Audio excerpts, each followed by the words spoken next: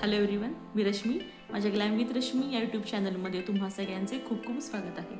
तर आजचा आपला विषय आहे स्कॅल्प डिटॉक्स. लांबसडक केस कोणाला नको असतात. लांबसडक केस, हेल्दी केस मिळवण्यासाठी आपण काय काय करत नाही. ऑइल मसाज करतो, महागडे शॅम्पू, कंडिशनर, सिरम्स वापरतो, सगळं काही करतो, पण तरीसुद्धा केसांची वाढ मनासारखी होत नाही. केसामध्ये कोंडा होतो, केसांमध्ये इचिंग देखील होतं. तुमच्यासोबत पण असंच होतं आहे का? तर या सगळ्याचं मूळ कारण बऱ्याचदा प्रोडक्ट नसून तुमचे स्कॅल्प देखील असू शकतं. बऱ्याचदा काय होतं, शॅम्पू, कंडिशनर, केमिकल्सचा अतिवापर, वातावरणातली धूळ, प्रदूषण आणि त्याचबरोबर आपल्या स्कॅल्पवरती येणारा घाम, ह्यामुळे आपल्या स्कॅल्पची जी छिद्र आहेत ती ब्लॉक होतात. त्यामुळे स्कॅल्पची डिटॉक्सिफिकेशन होणे खूप गरजेचे असते. तर आज ह्या व्हिडिओमध्ये आपण बघणार आहोत की स्कॅल्प डिटॉक्स कसा करायचा, ते पण अगदी सोप्या आणि नैसर्गिक पद्धतीने, जे तुमच्या स्कॅल्पचे 100% प्रॉब्लेम सुटकेस अशी सॉल्व्ह करू शकतो. सगळ्यात आधी आपण बघूया की स्कॅल्प डिटॉक्स म्हणजे काय आणि त्याची काय गरज आहे. तर काय होतं, काही लोक आठवड्यातून 2 वेळा हेअर वॉश करतात. हेअर वॉश करताना ते शॅम्पू यूज करतात, कंडिशनर यूज करतात, त्यानंतर केसांना सिरम अप्लाय करतात.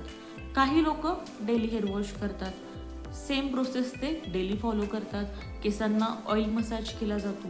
पण काय होतं की जेव्हा आपण हेअर वॉश करतो तेव्हा हे प्रोडक्ट आहेत ते केसातनं बऱ्याचदा पूर्णतः निघून जात नाहीत आणि हे जे प्रोडक्ट आहेत ते आपल्या स्कॅल्पवरती एक पातळ लेअर तयार करतात, ज्याला इंग्लिशमध्ये प्रोडक्ट बिल्डअप असं म्हटलं जातं.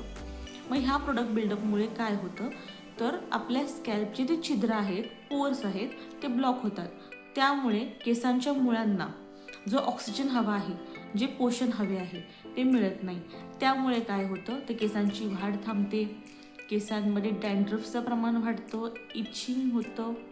ह्या सगळ्या गोष्टी आपल्याला फेस कराव्या लागतात. जशी आपण आपल्या चेहऱ्याची त्वचा एक्सफोलिएट करतो, तशीच आपल्या स्कॅल्पची त्वचा एक्सफोलिएट करणे म्हणजे स्कॅल्प डिटॉक्स. आणि हे डिटॉक्स करण्यासाठी तुम्हाला कोणत्याही महागड्या प्रोडक्टची गरज नाही आहे. त्यासाठी आपल्याला फक्त एक मॅजिक इन्ग्रेडियंट हवे आहे आणि ते मॅजिक इन्ग्रेडियंट म्हणजे ॲपल सायडर व्हिनेगर. आता हे ॲपल सायडर व्हिनेगर वापरायचे कसे, तर सगळ्यात आधी नेहमीप्रमाणे केसांना माइल्ड शॅम्पूने वॉश करा. नंतर त्या ओल्या केसांमध्येच तुम्हाला काय करायचं आहे, तर 1 मग पाणी घ्यायचं आहे. त्या पाण्यामध्ये तुम्हाला 2 चमचे ॲपल सायडर व्हिनेगर टाकायचं आहे. हे सोल्युशन तुम्हाला प्रॉपरली मिक्स करायचं आहे. त्यानंतर जो तुमच्या केसांचा स्कॅल्प आहे तो तुम्हाला ह्या सोल्युशनने वॉश करायचा आहे. त्यानंतर तुम्हाला स्कॅल्पला 2 ते 3 मिनिट सर्क्युलर मोशनमध्ये मसाज द्यायचा आहे आणि एकदम साध्या नॉर्मल पाण्याने तुम्हाला हेअर वॉश करायचं आहे. पण यावेळी जेव्हा तुम्ही हेअर वॉश कराल तेव्हा केसांना कोणताही साबण, शॅम्पू काहीही यूज करायचं नाही आहे, फक्त पाण्याने हेअर वॉश करायचं आहे. आता हे सोल्युशन जे तुम्ही केसांना वापरता ह्याचे तुम्हाला फायदेच होणार आहेत. पहिला फायदा असा की तुमच्या केसांचा जो pH आहे तो बॅलन्स करायचं काम करतं हे ॲपल सायडर व्हिनेगर. म्हणजे नक्की काय करतं, तर आपल्या केसांचा जो pH असतो तो 5 ते 5.5 याच्या दरम्यान असतो, म्हणजे थोडासा ॲसिडिक असतो. पण केमिकलचा अतिवापर, प्रदूषण, धूळ यामुळे काय होतं, तर आपले केस ड्राय पडतात, डॅमेज होतात, डॅन्ड्रफचं प्रमाण वाढतं. मग हे ॲपल सायडर व्हिनेगर जे आहे तर ते निसर्गतःच आम्लीय असतं. त्यामुळे हे ॲपल सायडर व्हिनेगर आपल्या ड्राय डॅमेज केसांचा जो pH आहे तर ते बॅलन्स करायचं देखील काम करतं. त्याचबरोबर ॲपल सायडर व्हिनेगरमध्ये अँटीफंगल आणि अँटीबॅक्टेरियल गुणधर्म देखील असतात. त्यामुळे कोंड्यासाठी कारणीभूत ठरणाऱ्या मेलासिझिया नावाच्या बुरशीला नष्ट करायचे काम देखील हे ॲपल सायडर व्हिनेगर करतं. त्यामुळे साहजिकच आहे केसांमधील कोंड्याचे प्रमाण देखील कमी होते. त्याचबरोबर स्कॅल्पचे डीप क्लिन्झिंग देखील केले जाते. आता हा उपाय कोणी करायचा नाही आहे, तर ज्यांचा स्कॅल्प खूप सेन्सिटिव्ह आहे, ज्यांना स्कॅल्पविषयीचे खूप गंभीर आजार आहेत, जसे की एक्झिमा, सोरायसिस, तर ह्या लोकांनी हा उपाय शक्यतो टाळावा. आता हे ॲपल सायडर व्हिनेगर जेव्हा तुम्ही केसांसाठी यूज करता तेव्हा तुम्ही काय काळजी घ्यायची आहे, तर कधीही ॲपल सायडर व्हिनेगर हे डायरेक्टली केसांवरती किंवा स्कॅल्पवरती तुम्हाला ॲप्लाय नाही करायचं. कारण आपल्या स्कॅल्पचा जो pH आहे, जसं की मी मगाशी सांगितलं, 5 ते 5.5च्या दरम्यान असतो आणि ॲपल सायडर व्हिनेगर आहे त्याचा जो pH आहे तो 2.5 ते 3च्या दरम्यान असतो. त्यामुळे ॲपल सायडर व्हिनेगर हे प्रचंड ॲसिडिक असा पदार्थ आहे. त्यामुळे तो नेहमी पाण्यामध्ये डायल्यूट करूनच केसांवरती यूज करायचा आहे.